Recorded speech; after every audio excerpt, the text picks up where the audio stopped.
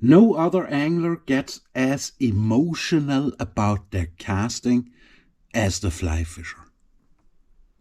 Today we're going to discuss why the fly fisher is getting so emotional with his casting and where this is coming from and what it is good for. Welcome you to the only independent thinking fly fishing channel on the internet. Cool caster, Michael Repolz. Here we go. Let's dive into this. Why are the fly fishers getting emotional? What made them emotional? And what are emotions good for if you want to win? Those are a couple of core questions, and also the question, what triggers the emotions in a fly fisher? But before we answer these questions, I would like to have a quick scientific look into what emotions really are. And here's a little bit of work I'm introducing to you today from Lisa Feldman Barrett from the book 7.5 Lessons About the Brain. In the brain, there's always some fights going on about being rational and about being emotional. And controlling the emotions is, for example, as we're talking already about fights, for a cage fighter, the first priority. Before he even goes to the fight, he tries to control his emotions, because he knows these emotions will not help me at all to win this fight. Emotional people are always more attackable than rational thinking people. And people are different, of course, and the questions you want to ask yourself is, do I control my casting emotions, or do my casting emotions control me? And where is this coming from that I am emotional with my casting? And I don't exclude myself there. I'm probably the most emotional caster in the world, and I'm working on controlling my castatorial emotions all the time, and that's why I look so deep into how this all works and what the emotions are and what they do. Now, the emotions regulate your bodily functions, and your emotions are responsible for your brain reacting in a different way or predicting things in a different way. Because what the brain does, it measures your bodily functions all the time, the hormones and the neurochemicals and whatever that is there, that gets measured by the brain, and the emotion out of it is something like a summary of them chemicals. That makes it easier for your mind to cope with all the data. So the brain delivers a compressed form and form of a summary of your emotions. And an experience of something is a summary of these feelings and impressions that the brain is dealing with there. What is really the take-home message from this is that the brain tells itself a story of what's happening in the body or what's going to happen in the future, because the brain is also a predictor. Your brain is there to work from experiences from the past, to gather them together, to mix it with emotions, and to make predictions for the future. This is somehow how the brain works, and this is how the brain makes decisions too. From the experience from the past, the emotions from the now, they are related directly to the decisions you're making. And why is that important? That is important in the sense of human evolution, because that enables the brain to fix stuff when things go wrong. Because a bad experience from the past, together with the emotions it generates, will make the brain react different or predict behavior different in the future and make you behave different in the future. And when the brain thinks that there is a problem in your body, it will generate certain emotions so that you can cope with those problems. And in order to manage these emotions, let me get back to the cage fighter, there's certain strategies to cope with these emotions and to realize what's going on, and also to tell your brain to be more rational. I tell you this all because I found out in my research that the fly fisher gets heavily emotional with his casting. And where this is coming from, these emotions and this attachment to the outcome, that is another question we discuss on another day. For today, it's important that you learn that the brain produces emotions, and that the brain's most important job is to regulate and to coordinate the bodily functions and these informations and to process that all. Let me give you an example. Imagine you want to go fishing on a certain day and you wake up in the morning and it's a very, very windy day. It's not raining, but it's very, very windy. It's blowing a gale. What does your mind tell you about your fishing day, and how are your emotions already when you look out the window and you see the leaves go? What does it do to your brain in anticipation of your fishing day already? Depending on your skill level of casting, you get affected by this more or less. But I tell you, a lot of people look out the window, and when it's windy like that, they say, oh my God, I'm going to take the spinning rod, or I can't fly fish today. And at the moment, the very moment you say that to your brain, it'll process that information, and it will process and produce an according emotion. And that emotion is related to a bad and insecure feeling that you don't want to go fishing in that wind. Yes or no?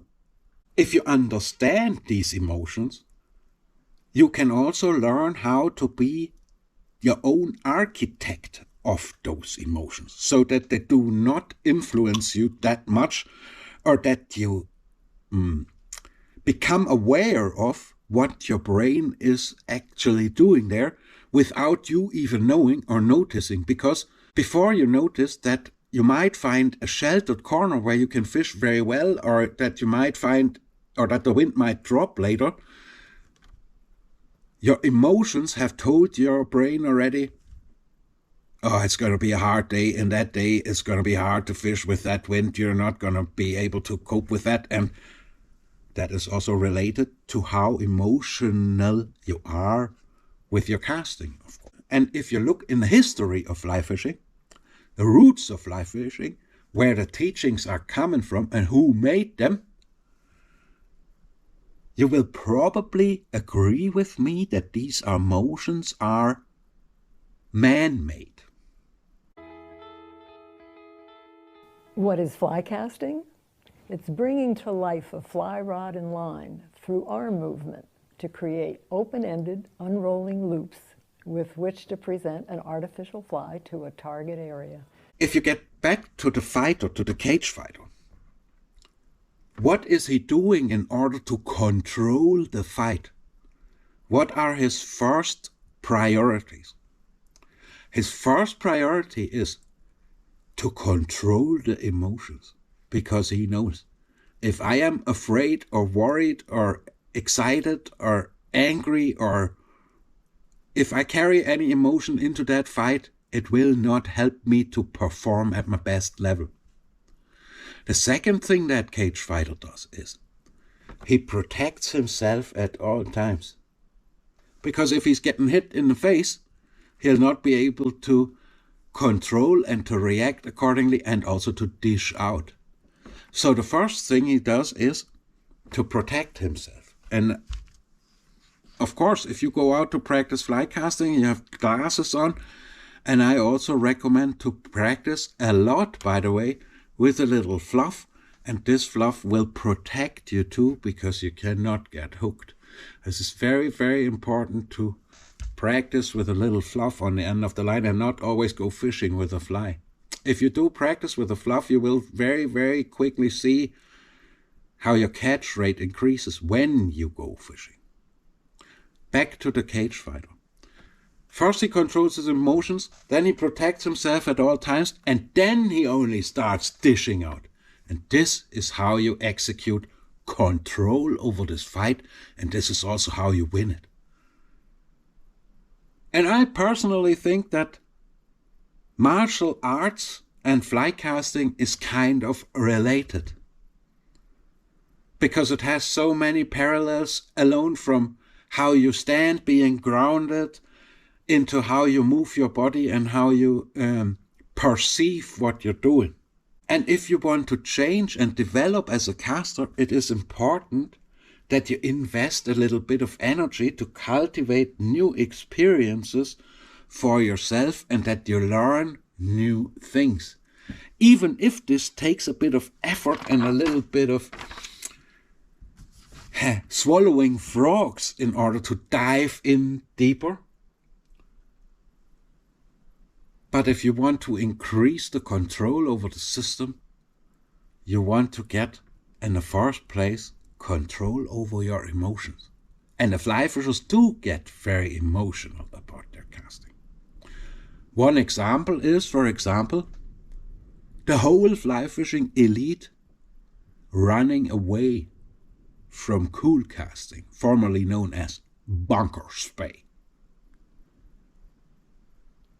Running away from that cast shows that you cannot control your emotions and that you have been educated in a very emotional way about your casting that might not be the best and the most effective way to develop. Because, as I said already, if you are already emotional when you see the wind, it's not going to help you one bit. It's going to screw up your fishing day. And I personally can't understand how people spend thousands of dollars to go fishing somewhere in Argentina or Chile or where it's windy, and then they land there, and then they completely fail because they cannot cope with the wind. Fly fisher. If you want to become happy, you have to make the wind your friend, and you have to learn to deal with this.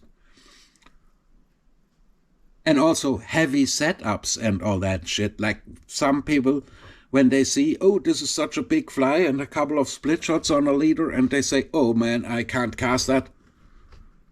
And it's only your emotions that trick you, telling you you can't cast that, but you will be able to cast that thing, especially if you follow the tools and the practices and the enjoyment of the positive reinforcement casting and the rules of the controlled process casting.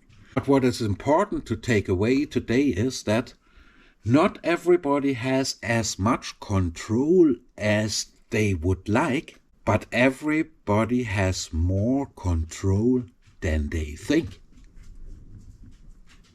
You only have to make the decision to gain more control over your rod and line system.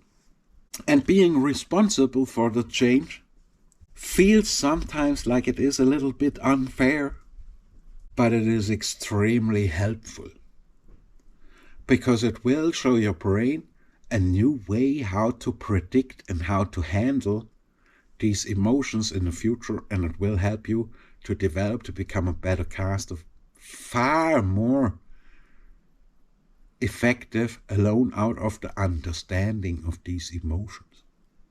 If you act different, you will feel different, in other words.